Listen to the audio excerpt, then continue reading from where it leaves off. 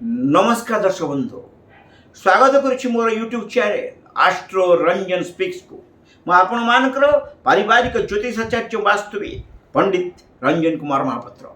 दर्शक बंधु ये गोटे चर्चा भारी जोर चलती मूल मास मे मास 17 तारीख रु जून मास 15 तारीख पर्यंत मूल मास संगठित हेबो। ए मूल मास अधिपति देवता पुरुषोत्तम भगवान जगन्नाथ होता बेले मन भितर प्रश्न आसे ए मूलमास कहीं जातक चक्र विचार करवा रविकर संक्रमण समय हूँ वर्षक 365 दिन चंद्रंकर हो 354 दिन जो 11 दिन लेखा बंची गला 2 वर्ष 8 मास है बेले कोई 30 दिन संपूर्ण भाव में जो हो जाइए तेणु ये एक मास बंचला अधिमास बंचला ताको मूलमास बोली कह जाए। प्रति 2 वर्ष 8 मास परे गोटे अधिमास बा एक बड़ एक अधिका मास पड़ता है जहाँ को कि आम कहूँ जोड़ा मास।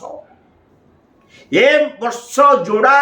ज्येष्ठ मास पड़ूला बेले पचारे पुरुषोत्तम महात्म्य ये पुरुषोत्तम मासर देवता किए 12 मासर 12टा देवता जेमिति कि आषाढ़ मासर देवता होउछन बामन त्रिविक्रम अछंती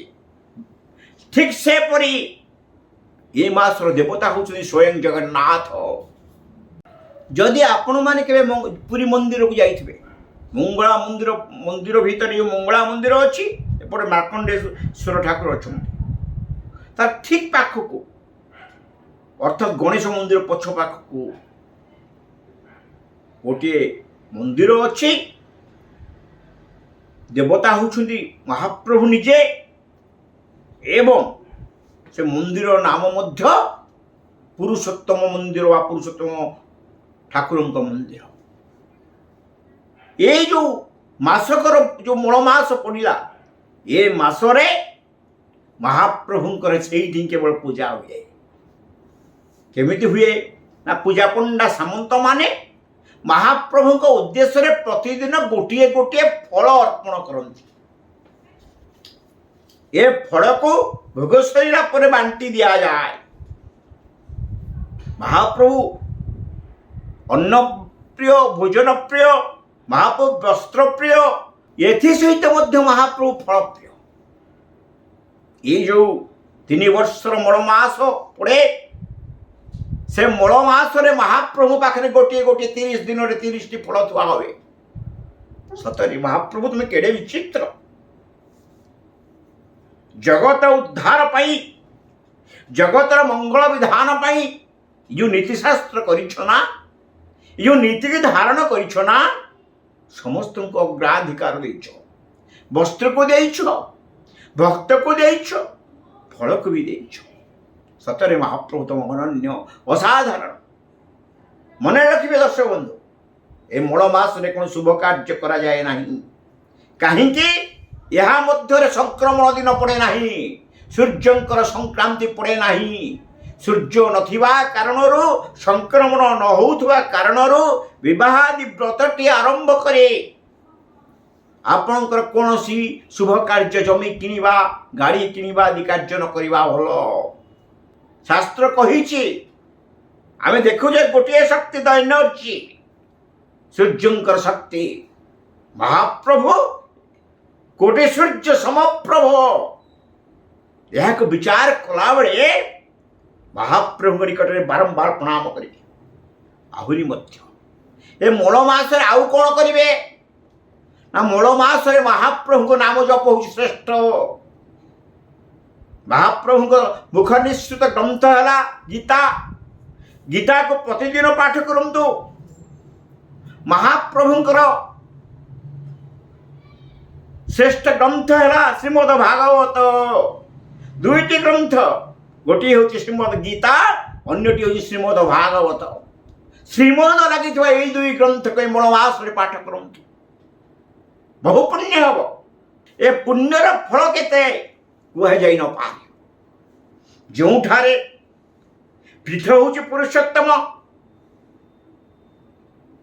महाप्रभु पुरुषोत्तम रहस्य पुरुषोत्तम देवान जानती कुत मनुष्य ए पुरुषोत्तम मासर फल किए कह तुंडे बुखाणीवा सहज नुहे कदापि सीना महाप्रभुंकठी शरण प्रभु जाइछि किना महाप्रभु निकट में शरण जीवा जीवन दाम्पत्य जीवन को पारिवारिक जीवन को संसार जीवन को आनंदमय करने को हेले महाप्रभु पाखे शरणागत होगा सहित ये जो मूलमास ये जो अधिमास ये जो पुरुषोत्तम मास ये पुरुषोत्तम मास महाप्रभु निकट में समर्पण हवा कहते आप मान को से अधिमास बा पुरुषोत्तम मासर देवतांकर कथा गोटे पटे नारायण अन्य पटे बराह मूर्ति विराजमान करिछन्ति यज्ञ बराह हिरण्याक्ष विधारण करिथिले जे जो नृसिंह हिरण्यकश्यप विधारण करिथिले से महाप्रभु स्मरण करंतु ए मल मासरे मंगल हव ए मल मासरे लक्ष्मी नृसिंह मंत्र ओम उग्रवीर महाविष्णु ज्वलंतम सर्वतमुखम नृसिंहम भीषणम भद्रम मृत्यु मृत्यु नमाम्यहम प्रतिदिन जप करंतु संकल्प कर जप करंतु निश्चित भाव में सफलता लाभ हो लक्ष्मी प्राप्त पाई चाहूँगी ए लक्ष्मी नृसिंह मंत्र सहित माँ लक्ष्मी मंत्र ओम श्रीं ह्रीं श्रीं कमले कमलालये प्रसीद प्रसीद श्रीं ह्रीं श्रीं महालक्ष्मी नमः जप करंतु महाप्रभु निकट फल थुआ भोग फल थुअंतु ब्राह्मण वैष्णव को दान करंतु दान होचे ये पुरुषोत्तम महात्म्यर पुरुषोत्तम मासर सबुठारु श्रेष्ठ तत्व हस्तस्य भूषणम दानम दान कले पुण्य बढ़े से बड़ी राजा दान कले नहीं कि शुक्र कहते गुरु देख भगवान जे आसुच्चंती ना ओहो भाग्य देला वाला यदि आसी मागुचे दबारे कौन असुविधा माछीटी ही रहिले कमंडलू भितरे भगवान वामन से दिन कुशपट गेंजी देले आखि कोणा हो गला शुक्रंकर बड़ी के पचार भगवान कौन देबो ना कौन नेबे ना तीन पाद भूमि ना दिंतु तीन पाद ना प्रथम मु नेली धरा द्वितीय नेली स्वर्ग तृतीय पाद ना आप तृतीय पाद देखांतु मोर भूमि अच्छी आहा कि समर्पण भावना महाप्रभु बड़ी प्रतीत आप जो कृपा करिछंती ना से कृपा अनंत भाव में प्रतिपादित हो पार ना तृतीय पाद आप बड़ी की पाताल को चापी दे निजे किंतु बंधा पड़ ये परिप्रेक्षी ये पुरुषोत्तम महात्मर परिप्रेक्षी गोटे कथा आप मान को दर्शक बंधु महाप्रभु निकट में आत्म समर्पण करंतु घरे पूजा करुछंती मंदिर को जाइछंती ठीक अच्छी आखि की आखि टिके भी शांत ना महाप्रभु भल मंद पचारंतु महाप्रभु सहित कथा हुंतु तांकर कुशल पचारंतु आमे समस्ते जाउछे निज पाई केही तो पचारुने महाप्रभु आपणकर कुशल केउटे आपण आनंदित तो महाप्रभु सहित आत्मा को जोड़ंतु महाप्रभु जो मंत्र कहली लक्ष्मी नृसिंह मंत्र माँ लक्ष्मी कमलात्मिका मंत्र आउ गोटे मंत्र कहूँ कृष्णाय वासुदेवाय हरे परमात्मने प्रणतः क्लेशनाशाय गोविंदाय नमो नमः ए मंत्र को मध्य जप करंतु मलमास फल निश्चित प्राप्त हे मलमास आपण प्रतिश्रुति आनीदेव आशीर्वाद लाभ करेंगे एथि सहित महाप्रभुंकर आशीर्वाद फल आप क्लेश दूरीभूत हो लाभवान हे महाप्रभु एते अनंत तांको आड़कू जी गोटे पाद बढ़ाए ना